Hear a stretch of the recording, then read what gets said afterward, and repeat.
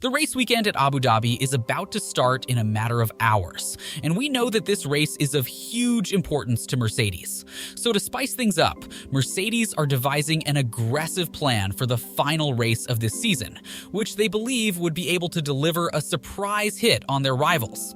And I believe that this aggressive plan the team has in motion for the Abu Dhabi Grand Prix is about to reveal what we can expect from the team come 2024. Want to know what Mercedes are up to at the Yas Island this weekend? Well, stick around to find out. Mercedes this season has been on the headlines all season long, mostly down to how badly they have performed this season. But for the past month or so, the headlines surrounding Mercedes has been only focusing on one particular aspect. That aspect is the W14's underfloor. This is an important aspect for us to understand how aggressive Mercedes are going to be at Abu Dhabi, so let's take a trip down memory lane. Mercedes introduced a new floor at Austin, which is actually the first major upgrade designed and developed by James Allison and his technical team. The Silver Arrows have labeled this new floor as the decider of next year's W15's development direction, as the technical regulations going into next season are dead stable. The team since the upgrade has raced at Austin, Mexico, Brazil, and Las Vegas, 4 completely different tracks.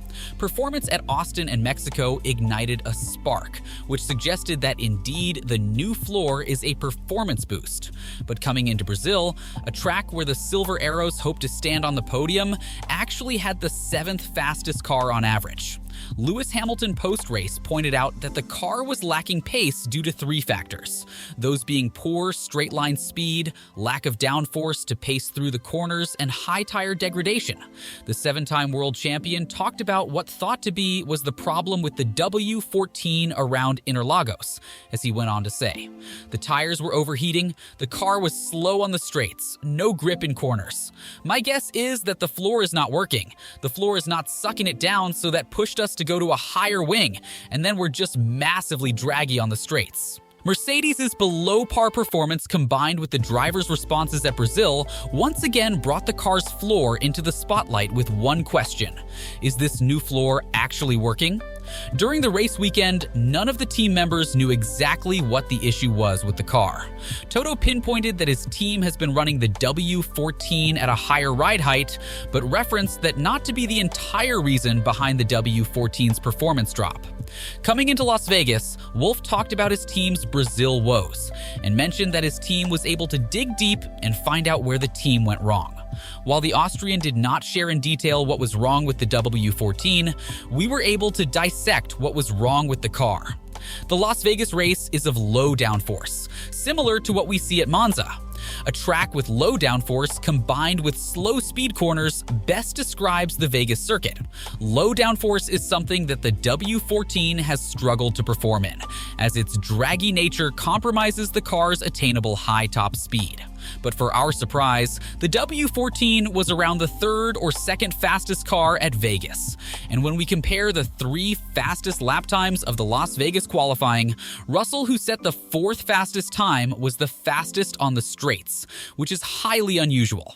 In terms of top speed, the Mercedes of Hamilton was only second to one of the Ferraris during the race, as he clocked speeds up to 364 kilometers per hour.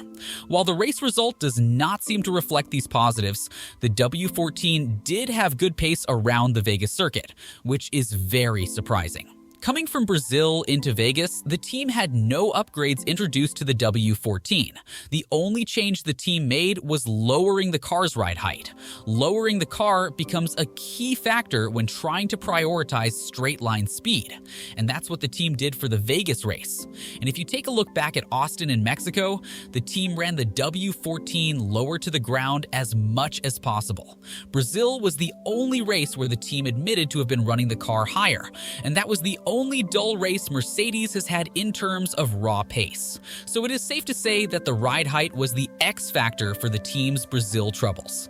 And the Vegas pace does confirm that the new underfloor is working perfectly, given the car is set up in its optimal working window.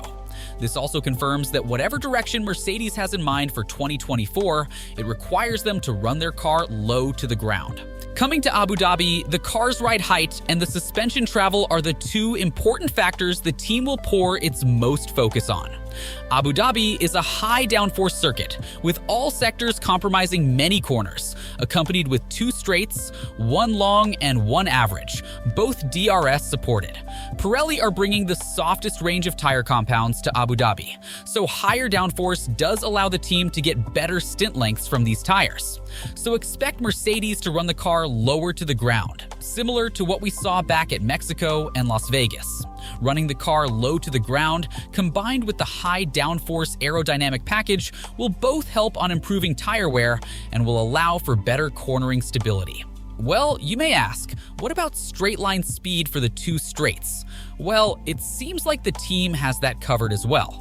The W14 lighted up the screens at Vegas with high top speed numbers, as we did discuss that a bit earlier in this video. Also, taking our memory back to Brazil, on qualifying, the W14 was much faster than the W13 was on dry single lap pace, which highlights the improved aerodynamic efficiency of the W14 since the Austin floor upgrade. Now comes the next problem, the threat of disqualification due to plank wear. This is where the team's focus on suspension is going to help. As we all know, the first straight at Abu Dhabi is a bumpy one, which can have effects on plank wear. But adjusting the suspension travel a little bit will allow the car to negate the said bumps from maximum wear effect, which helps stabilize the car's plank wear.